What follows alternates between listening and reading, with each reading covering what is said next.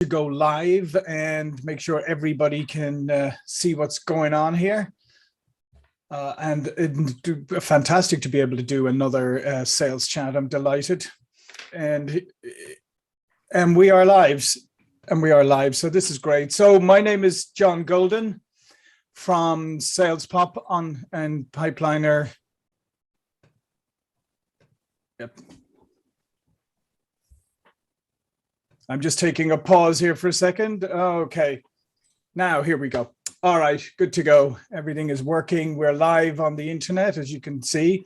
And today I'm delighted to be welcoming Gavin Ingham, who is in the UK. How are you doing, Gavin? Very well, thank you. Yeah, and Gavin is a much traveled motivational speaker, probably not as much travel in the last 2 years, but before that, and a CEO coach and just somebody with fantastic insights. And we're going to talk about today is supercharging your sales in 90 days. Also on here is Martha Neumeister, as usual, who is in Vienna, Austria. How you doing, Martha? Hi. Hi. And Martha is looking after the Twitter chat, so that's hashtag sales chat. So really would encourage you to join in on the on sales chat on Twitter and let us know your thoughts and answer the questions. We're always interested in what you got to say. All right, so as I said, we're going to talk about how to supercharge your sales in 90 days, Gavin. So what would you say to people just to baseline this, to take a step back and maybe say, okay, what do I need to do to start planning for my sales over the next 90 days? What are some of the pillars that I need to put in place? Sure. Do you know, I think we should probably step back even further than that, because I think some people will be sitting out there going, well, why 90 days? And I think it's a fair question. I think it's a fair question and one worth considering. I think we all historically are used to yearly and quarterly targets, but it's really the yearly target, the budget that carries on, and everything else stems off that. And I think there's all sorts of challenges come with yearly targets. So, you know, the first thing is it's just too long, right? I mean, who can envisage a year's time in reality when you're at it now? That's the first thing. And I think what happens is when we're working on yearly targets, we tell ourselves, you know, all sorts of lies. You know, we tell ourselves things like, it's all right, I've got loads of time. You know, I've got all year. So, you know, there isn't any rush now. We say things like, you know, I'll improve later in the year. And of course, the reality is if somebody misses their first quarter's target, that is a really, really big red flag.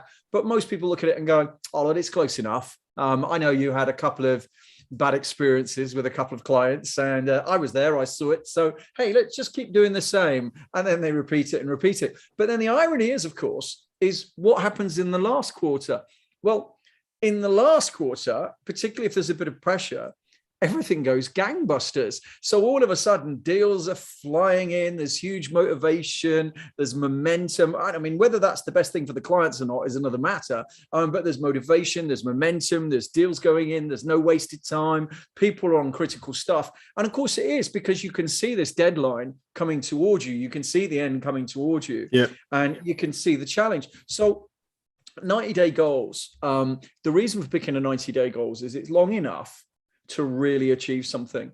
And in my experience, if people are in a slump, they can not only turn it around, but they can blast out of it in 90 days. People who are doing well can significantly change their trajectory. And if somebody wants to, you know, make a change, I mean, let's say somebody's busy running around with mediocre clients and they kind of say, you know what? I want to go for better clients at different markets. It's enough time to really make an impact if you do things right. And that's the key, obviously, that we're going to be talking about. But it's just on that, Gavin, I just wanted to underline what you're just saying there about the time horizons and 90 days. And I just think that if the last number of years has taught us anything, it's taught us the fact that that planning way too far out in advance, as you said, it may make you feel good, and it gives you a lot of get out of jail clauses, but it also means that when you have to take remedial action or whatever, it tends to be a lot more difficult because it's spread out. And as you say, you've always got that kind of get out of jail where you say, yeah, I know my first 6 months, my first 9 months are terrible, but I'll make it all up. I've got so much in the pipeline for the end of the year. And then whether you do or not is kind of up for debate. But I like the idea of tighter time horizons, because I think that's where you can make an impact. I think it's worth talking about Fred as well for a moment. So Fred is this hidden person inside of everybody. So I believe, and actually you can look at this from an individual perspective, or indeed you can look at it from a company perspective. Generally speaking, inside of you, but also inside an organization, there's usually 3 people, and I call them the 3 Ds, right? I love 3 days, 3 A's, 3 C's. You'll love that across all my work. So I think you've got the dreamer, you've got the director, and you've got the doer, right? So the dreamer is the person who goes, I know, let's do 250,000 this year, or let's do 5 million this year, or let's set up a new division in this area this year. And that might be inside of you, or it might be, the dreamer in the business, the CEO or whatever. Then there's a director, and the director is the person who has to organize it. So the director says to the dreamer, yeah, I'll do that. I can do that. I'll plan that out for you. So they create this lovely plan of what they're going to do. They're going to do this, and then I'll do this, and I'll do that. Everybody who ever goes on Dragon's Den always has a lovely linear plan, don't they? From 0 to 10 million, irrespective of the fact that they've sold nothing in the last 2 years, right? I mean, they sit there and go, I've done nothing in the last 2 years because of this, but now it's going to be different. And they draw this line out. And the director just goes, yeah, I can do that, because anybody can draw a plan. But then it comes down to the doer. And the doer, which is the salesman or the saleswoman in this instance, has to actually go out and do it. But the problem is that the doer is also super positive and super enthusiastic and says, I'll do that, and has all the best intentions in the world. The problem is that then Fred turns up, or Fred or Frida. And Fred or Frida is the inner caveman in all of us. And the inner caveman or the inner cave woman just likes to do what they want to do. So let's say your dreamer has said, we'll set this goal. The director has said, yeah, so what you're going to need to do is make 50 calls a day or whatever it is. And the doer says, I can do that. Now, irrespective of the fact that the doer knows they've never done that before, and the director knows that the doer's never done that before, and the dreamer knows that the director and the doer couldn't manage their way out of a paper bag, everybody agrees that that's what's going to happen. And they all fully intend to do that. But then, as I say, Fred turns up with his Neolithic brain, which is predicated on pain and pleasure, how they feel in the moment, and goes, yeah, but you know what? There is a website on YouTube where a large chap called Danny goes round trying takeaways, rate my takeaway. That's a thing. And all of a sudden, before you know what's happened, an hour's gone. Now, you might be sitting out there and going, well, I don't do that. No, but you do it in different ways. You do it by wandering around on LinkedIn, or you do it by getting lost in your email, or you do it by deciding to reorganize your things when you know that you're supposed to be doing something else. And I think, and this is really important in relation to the goals, I think what happens, because people often say, oh, well, it's planning. It's a deadline coming towards you that scares Fred or Frida away. And I don't believe it is, because if it was, then we could manage ourselves on a daily basis really easy. I think it's fear. So I think it's fear of something, whether that's fear of not being able to pay your mortgage, or whether it's fear of not being on the board, or whether it's fear of getting sacked, but some kind of fear scares Fred away. And then the dreamer, the director, and the doer all sit together and go, right, let's get on with it. And boom, they cobble something together and do all right. And I think that's really, really important, because I think as salespeople, and it seems like a really simple message, this, but it's a really important one. What we want to achieve, usually, if not always, lies on the far side of something we either don't want to do, or where we'd rather be doing something else. Because, I look back historically, if people wanted to make cold calls, they'd have sat there making cold calls, but they didn't. They wanted to do other things. People are really good at, messing around on the front end of LinkedIn, not so good at following through on a sales cadence of 12 contacts in different ways with different people and following them through, because that requires them to do something in the moment that they don't necessarily want to do. And what a 90-day plan does is it creates this sprint for you to achieve, breaks it down into sections, and then gives you a really simple way of doing it that you can measure on a daily basis. And my argument is anybody can stick to something for 90 days. And as soon as you get that momentum and that progress, then that gives you the incentive to carry on. Yeah, no, great point. And I just wanted to pick up on a point that you just made there that I totally agree with, is one of the mantras that you hear from people constantly today is, oh, I'm I'm busier than I've ever been, and I always ask the question, are you more distracted than you've ever been? Because to your point is, if you really did if somebody stood over your shoulder, did a time and motion those old time and motion studies with the clipboard, to your point, how often would they see you getting distracted by sports news or getting distracted by something else? Or as you say, going on LinkedIn to do your prospecting or whatever, and then saying, oh, I wonder where they are now. And, oh, look at this. And before you know it, you're off on tangents. And I think that we have to be honest with ourselves, is that we're not busier than ever. We're more distracted than ever. And we have the time if we're disciplined.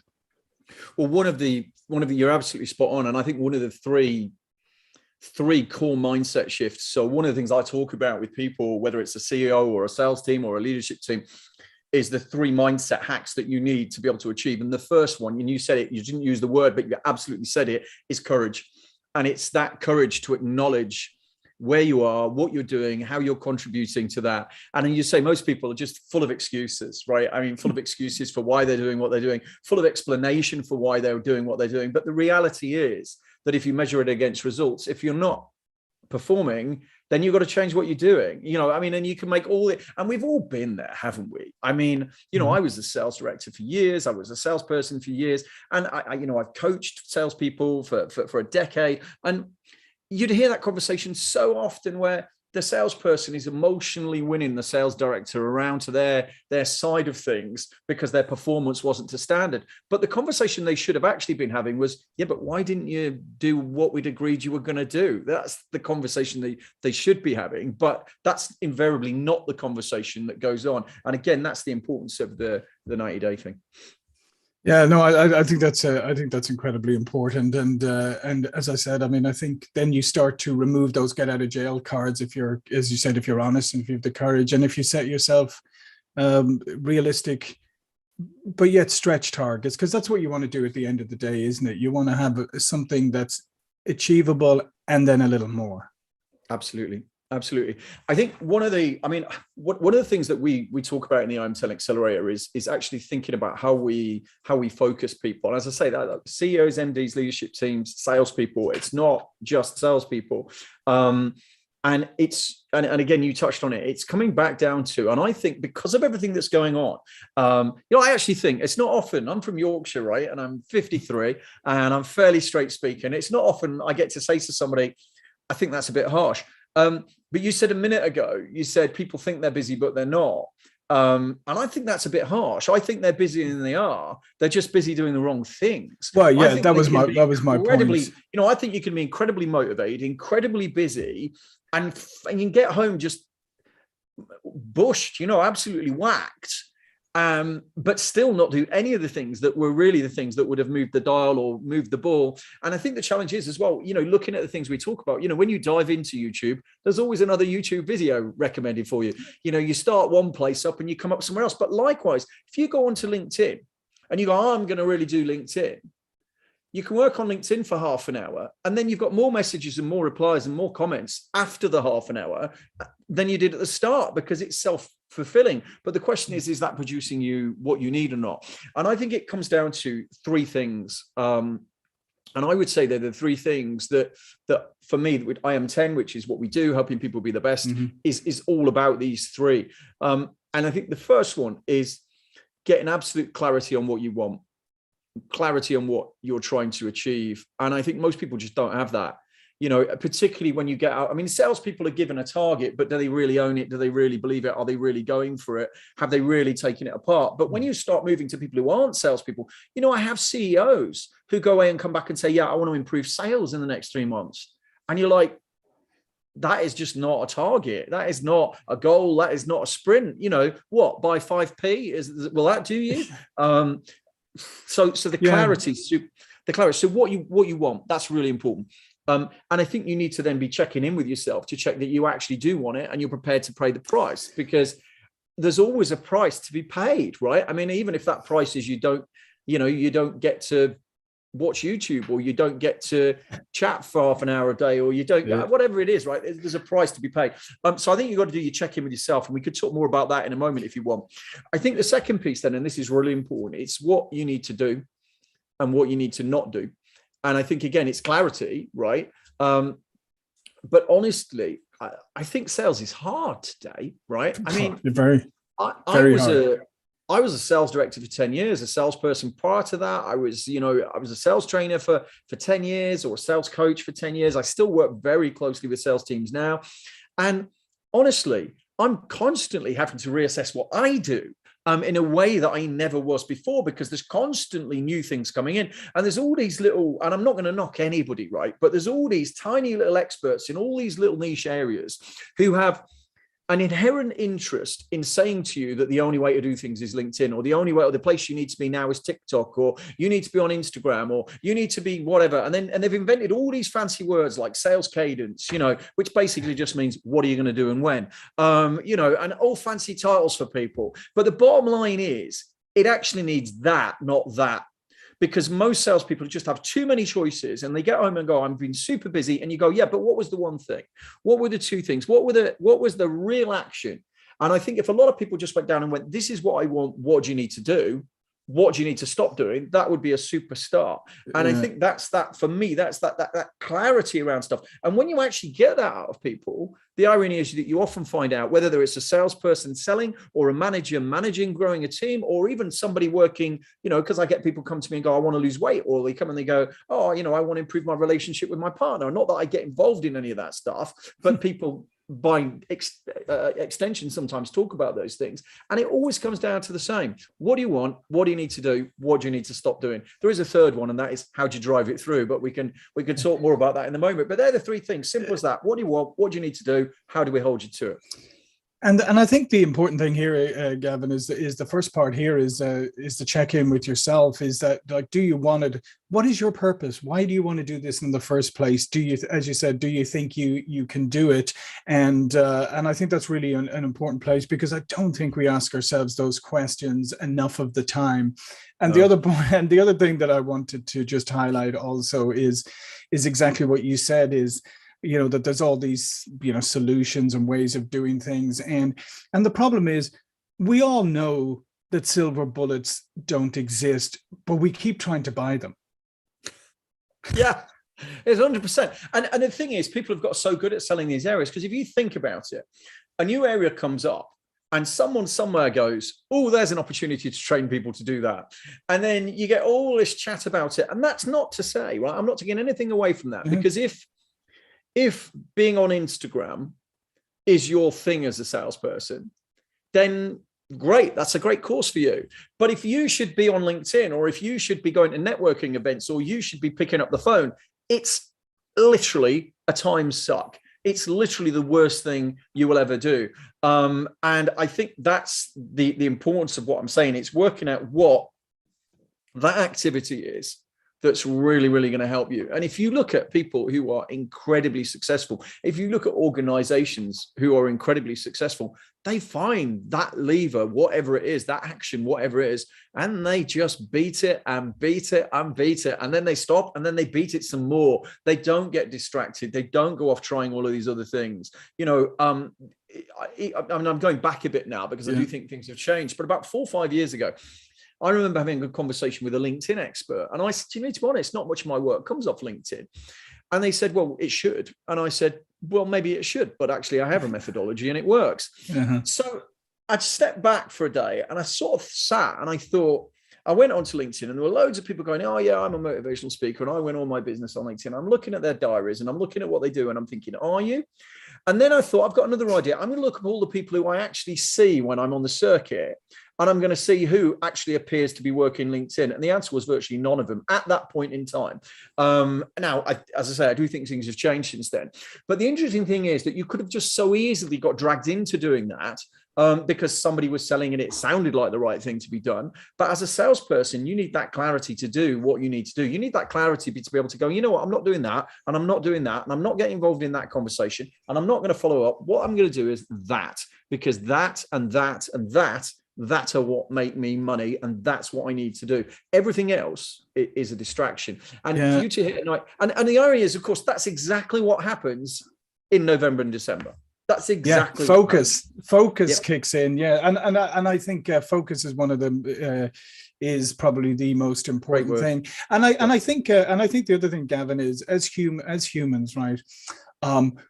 if you're going to focus, it means you're going to have to make some choices. Like you said, you're going to focus on this, this, and this, right? It means by default, you're going to not focus and not choose these other things. And we hate to eliminate things, right? We hate to go, okay, I'm just going to do this and this, and you're still looking. Fear of loss, isn't it? Fear of missing out. Yeah, it's fear of missing out, fear of loss.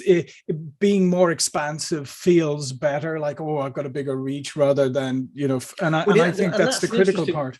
That's an interesting one, isn't it? I remember quite clearly, and it'd be a while ago now, maybe 6 or 7 years ago, somebody saw an article of mine that they really liked. And it was one of these, what were the top 10 sales articles written this year or something? And mine was one of the top 10. And I was on the list, which I was delighted about because I didn't even know anything about it. They just emailed me to say, hey, we're putting this out. I was like, great. How many followers have you got? 75,000. Fabulous. Fill your boots. Off you go. But I was 8th on the list, right? Or 7th. The intro, and again, I have no issue with that. I was on the list. That's great. But why was I 7th or 8th on the list? And the answer was because they listed us by LinkedIn followers.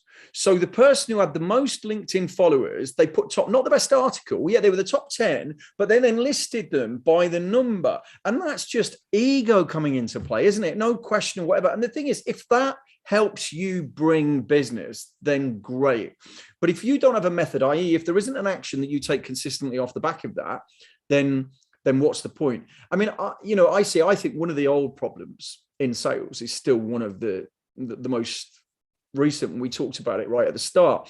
There used to be that thing, didn't there? You'll probably remember it better than me. I can't remember the figures because when I researched it, I found that it wasn't true, but the idea behind it was true. And it was that one about how many salespeople give up after each contact. You know the one I mean? 80% give off after one contact, whatever, etc. And then it gets down to something like, only 5% go past the 6th contact, but 80% of clients buy after the 6th contact. So just keep going. I don't think that was true as it was, but the principle was there. And I still think we've got that issue now. I think people are playing around up front to try and get a connection, but then they get a connection and they don't really know what they're supposed to do with them. They don't really have a simple, straightforward policy to follow through with them, and they don't. And it comes down to that. They want to do the thing that they want to do. It's nice being front end, collecting conversations, collecting likes, getting conversations going, but then actually following it through in a targeted way. That's the sales cadence, by the way. Following it through in a targeted way, that's out of the reach of the vast majority of people. And it seems so simple, but it comes down to what is that 90-day goal? What do you need to do to achieve it? And just keep doing that. And then I think let's just add something else into the mix. What I like to do is what I call 2-week rushes. And 2-week rushes are creating KPIs for each 2 weeks. So generally speaking, and let's go binary on us, shall we here? Mm-hmm. People either go, oh, I did that once, it didn't work, and they give up, right? Or they just keep going and going and going and going. And both of those methods are mental, right? Because you need the stickability of the first one, but you've got to measure that by saying, there's no point going for 90 days and then going, well, John, you asked me to make 100 calls every day. I did. Sorry, I've got no sales. That would just be mental, right? So you've got to measure it. So what you need to do is you need to form a premise, right? That, I don't know, let's just take calls because it's easy. I'm not talking about calling, but let's just take that because it's easy. Let's say you said, I believe that 10 conversations equals a deal. 10 proper conversations equals a deal, right? For sake of argument. Sure. And I need to do a deal a week. So if I have 2 conversations a day, I will do a deal a week, right? So your activity then would be, what do I need to do to create 2 conversations a day, right? So your activity would be, I need to do X every day, which should create 2 conversations a day, 10 a week, which should create one deal, right? So you set a 2-week rush, and at 2 weeks, for 2 weeks, your whole target is do it. And every day you go home, pat yourself on the back if you've done it. Completely binary. It doesn't require a client to do anything. It doesn't require anybody to be nice. You make your calls, you do whatever it is you're supposed to do. And if you do that, that's great. And you don't think about it. It's a bit like that. Don't get on the scales every day. It'll just depress you because you'll go up and down. Get on the scales once a week, right? So in a week's time or in 2 weeks' time, I like 2-week rushes. It's a good period of time. Right. you set yourself a target and you go, okay, what are the KPIs supposed to be at this point? You measure them against reality. And then what that gives you is the ability to analyze the data you've got and go, okay, well, look, I made those calls, but I didn't get those appointments. Or I made the appointments, I made the calls, but I got the appointments. And then you can start going, well, I make less calls, or I need to improve my calls, or I need to change the conversation, or, the good old stuff that you would normally do with KPIs. But that's really important in relation to measuring inside a 90-day goal, i.e. you give yourself that 2-week rush that you can measure your actual performance against, so that in the moment you just go, make the call, make the call, make the call. Yeah, no, I think that's fantastic, Gavin. And I think what that lays out for people very clearly is, number one is you manage yourself, and manage yourself to the goals or the targets that you've set. But as you said, don't just continue to repeat things if they're not working. Like, do it for the 2 weeks, measure it, see how it's going. And then I guess the honest question is, yes, have I actually done everything I said I would do during this 2-week period? Or did I not commit 100% to it or whatever? Or do I need to tweak it, everything? But I really like that 2-week window, if you can be honest with yourself. Yeah, the key around the activity is to measure it on a daily basis. So find out, which is one of the things we do, inside the accelerator, but that's helping people to really get that focus, because you're quite right. There's a whole load of statistics around diet, actually, and they go to people who are overweight and they say, what did you eat in the last week or the last day or whatever? And they forget 50% of what they ate. So they say, so write it down. Every time anything goes past your lips, write it down so that we actually know what you actually ate. And even so, apparently they forget to write quite a lot of it down, but they do better. And I think the same needs to be true of whatever it is that you're doing. I think you need to track it, and you need to measure it. And people might go, well, that sounds a little bit hardcore, but what do you want? We go back to, is this important to you? If you're smashing the 90-day goal to take you to top salesperson in the year, to buy your car or your house or create the life you want, if that's not important to you, then go and do something else, Yeah, no, absolutely. And I think the other part that just quickly that you touched on earlier is, we live in this culture of likes and everything is volume based. But that's just like the old days of just loading your pipeline full of junk and then thinking, oh, look at my stage 1 of my pipeline. It's fantastic and it's going to turn into tons of business. And it never does, because you never did the work of qualification in the first place. You got hung up on volume. I totally agreed. Yeah. I think it's so important. Yep. Yeah. All right. Well, listen, this has been fantastic, Gavin. Oh my goodness, we're out of time. That's outrageous. I know, exactly. Some fantastic stuff in here. But there is a last question that we like to ask our guests, and that is, what is your power tip? So what does Gavin do to set himself up for success every day? That's a really good question. So it's tied into my whole methodology, but I just spend, and you get people, don't they, who talk about these massive morning setups they do, and I don't actually do any of that. I just take about 2 minutes to myself, usually in the shower, to be fair. I have a shower in the morning, and I just as the water's just dripping off my head, I just spend a moment and I think about where I want to be in 3 years' time, and I just see myself there now. And then what I do is see myself today doing my core things that I need to do. So going back to those activities. What that does is 2 things. One, it gets you focused on your day and what you need to do, but also it creates this connection between your action now and your action in the future. It doesn't scare Fred off entirely, but it certainly helps, because it starts to create this kind of Pavlovian response between action and 3-year goal. Whereas for most Freds, the action now is Pavlovian to, I'm not having a very good time, right? So every morning visualizing those 2 together really, really works well for me. Yeah. Plus the third advantage is that you're all refreshed and clean and nice. Well, there is the shower as well. Yeah, you don't have to, the shower's not mandatory. Yeah. No, but what I'm saying is, it's funny, like nowadays, I think with a lot of people have worked virtually, I think people fell into the trap of rolling out of bed and rolling onto their computer or whatever without, and I always think that's a mistake. You should really start your day properly, like you're starting your day. I think you're probably right. I think it's probably exceptions, but for most people that is true. I think. And I'm not saying that I've never done it or never do it, but normally I think it's best to do that, to set yourself up properly.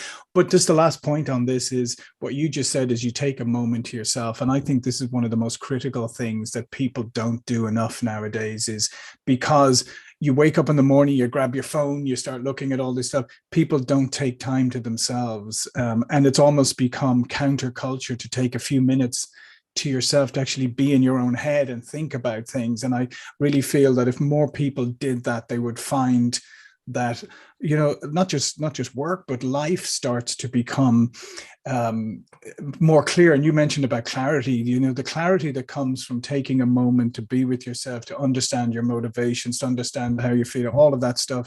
And it doesn't have to be something like hugely in depth. It's just those moments of just blocking out everything and being with yourself is so critically important.